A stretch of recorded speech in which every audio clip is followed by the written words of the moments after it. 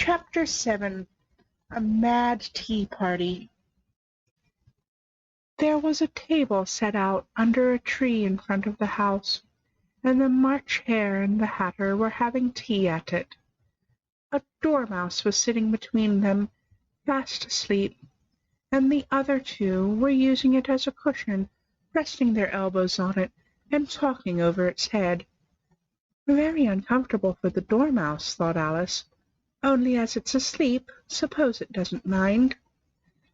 The table was a large one, but the three were all crowded together at one corner of it. "No room! No room!" they cried out when they saw Alice coming. "There's plenty of room," said Alice indignantly, as she sat down in a large armchair at one end of the table. "Have some wine," so the March Hare said in an encouraging tone. Alice looked all round the table, but there was nothing on it but tea. "I don't see any wine," she remarked. "There isn't any," said the March Hare. "Then it wasn't very civil of you to offer it," said Alice angrily. "It wasn't very civil of you to sit down without being invited," said the March Hare. "I didn't know it was your table," said Alice. "It's laid for a great many more than 3. "Your hair wants cutting," said the Hatter. He had been looking at Alice for some time with great curiosity, and this was his first speech. "You should learn not to make personal remarks," said Alice with some severity. "It's very rude." The Hatter opened his eyes very wide on hearing this, but all he said was, "Why is a raven like a writing desk?" "Come, we shall have some fun now," thought Alice. "I'm glad they've begun asking riddles. I can guess that," she added aloud. "Do you mean that you think you can find out the answer to it?" said the March Hare. "Exactly so," said Alice. "Then you should say what you mean," the March Hare went on. "I do," Alice hastily replied. At least I mean what I say. That's the same thing, you know." "Not the same thing a bit," said the Hatter. "Why, you might as well just say I see what I eat is the same thing as I eat what I see." "You might just as well say," added the March Hare, "that I like what I get is the same as I get what I like." "You might just as well say," added the Dormouse, which seemed to be talking in his sleep, "that I breathe when I sleep is the same thing as I sleep when I breathe."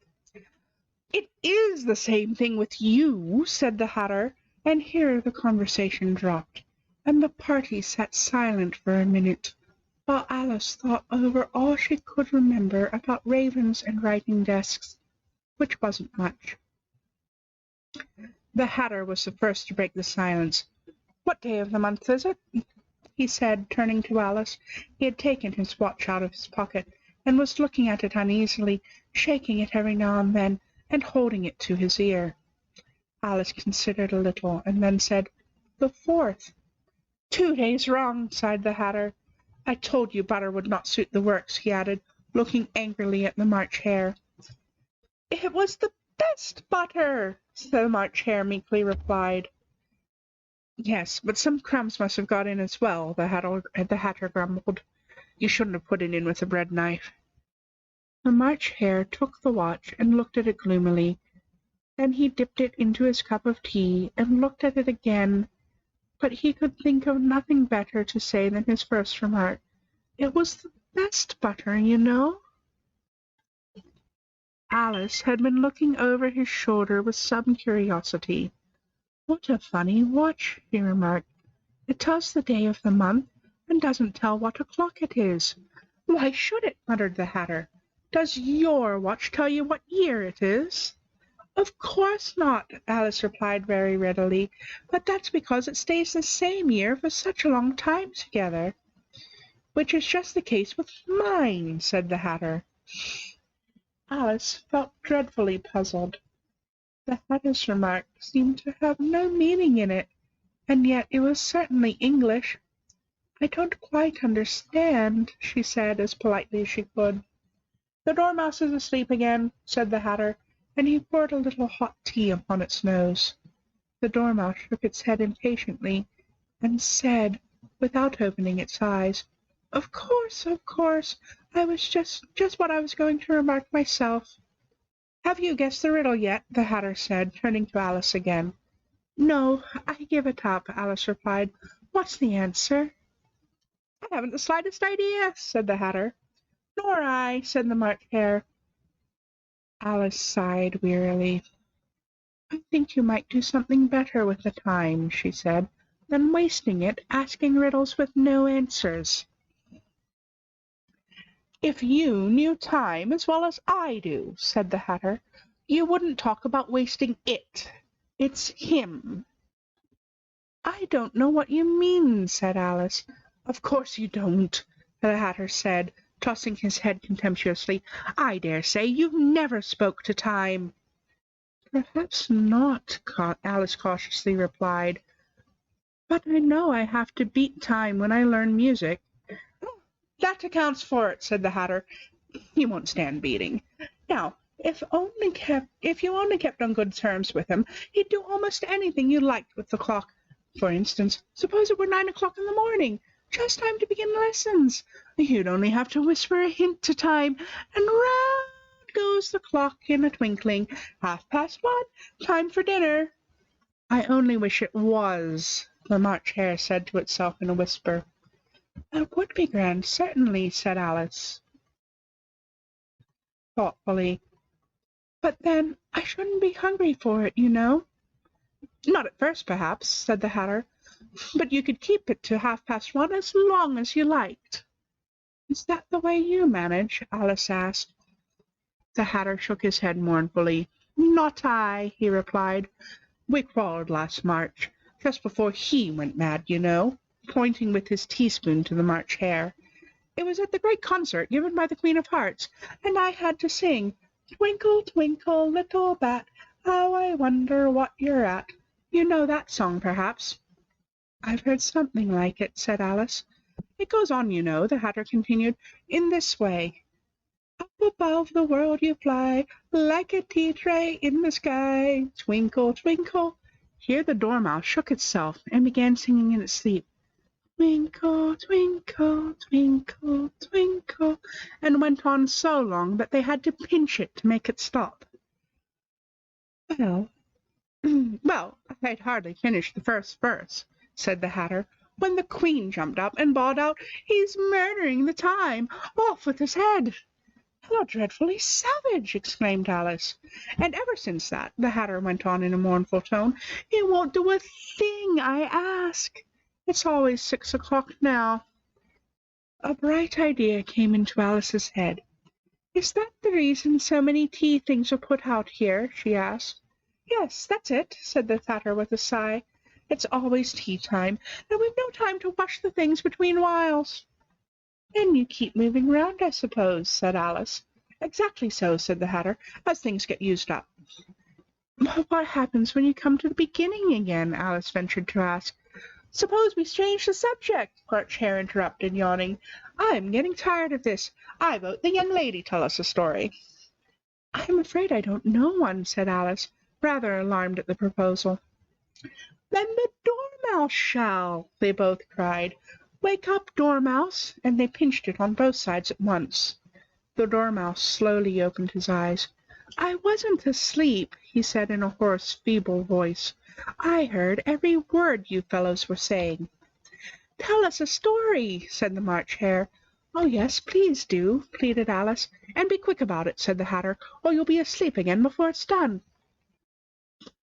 Once upon a time there were 3 little sisters, the Dormouse began in a great hurry, and the names were Elsie, Lacie, and Tilly, and they lived at the bottom of a well. What did they live on? Said Alice, who always took a great interest in questions of eating and drinking. They lived on treacle, said the Dormouse, after thinking a minute or two. They couldn't have done that, you know, Alice gently remarked. They'd have been ill. So they were, said the Dormouse, very ill. Alice tried a little to fancy to herself what such an extraordinary way of living would be like, but it puzzled her too much. So she went on. But why did they live at the bottom of a well? "Take some more tea," the March Hare said to Alice, very earnestly.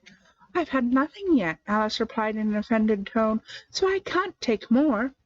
"You mean you can't take less," said the Hatter. "It's very easy to take more than nothing." "Nobody asked your opinion," said Alice. "Who's making personal remarks now?" the Hatter asked triumphantly. Alice did not quite know what to say to this, so she helped herself to some tea and bread and butter, and then turned to the Dormouse and repeated her question. Why did they live at the bottom of a well? The Dormouse, again, took a minute or two to think about it, and then said, "It was a treacle well." "There's no such thing," Alice was beginning very angrily, but the Hatter and the March Hare went "Shh, shh," and the Dormouse sulkily replied, "If you can't be civil, you'd better finish the story for yourself." "Oh, no, please go on," Alice said very humbly. "I won't interrupt you again. I dare say there may be one." "One, indeed," said the Dormouse indignantly.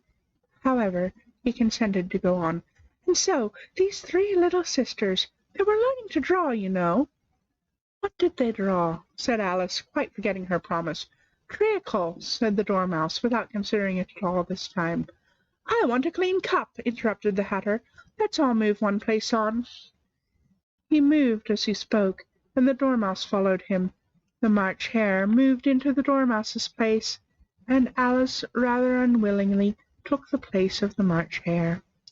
The Hatter was the only one who got any advantage from the change, and Alice was a good deal worse off than before, as the March Hare had just upset the milk jug into his plate. Alice did not want to offend the Dormouse again, so she began very cautiously. "But I don't understand. Where did they draw the treacle from?" "You can draw water out of a water well," said the Hatter, "so I should think you could draw treacle out of a treacle well. Yes, stupid." "But they were in the well," Alice said to the Dormouse, not choosing to notice this last remark. "Of course they were," said the Dormouse. "Well, in." This answer so confused poor Alice that she let the Dormouse go on for some time without interrupting it. "They were learning to draw," the Dormouse went on, yawning and rubbing its eyes, for it was getting very sleepy, "and they drew all manner of things, everything that begins with an M." "Why with an M?" said Alice. "Why not?" said the March Hare. Alice was silent. The Dormouse had closed its eyes by this time, and was going off into a doze, but, on being pinched by the Hatter, it woke up again with a little shriek, and went on, "That begins with an M, such as mousetraps, and the moon, and memory, and muchness. You know, you say things are much of a muchness. Did you ever see such a thing as a drawing of a muchness?" "Really, now that you ask me," said Alice, very much confused, "I don't think—" "Then you shouldn't talk," said the Hatter. This piece of rudeness was more than Alice could bear. She got up in great disgust and walked off. The Dormouse fell asleep instantly, and neither of the others took the least notice of her going, though she looked back once or twice, half hoping that they would call after her. The last time she saw them, they were trying to put the Dormouse into the teapot. "At any rate, I'll never go there again," said Alice, as she picked her way through the wood. "It's the stupidest tea party I ever was at in all my life." Just as she said this, she noticed that one of the trees had a door leading right into it.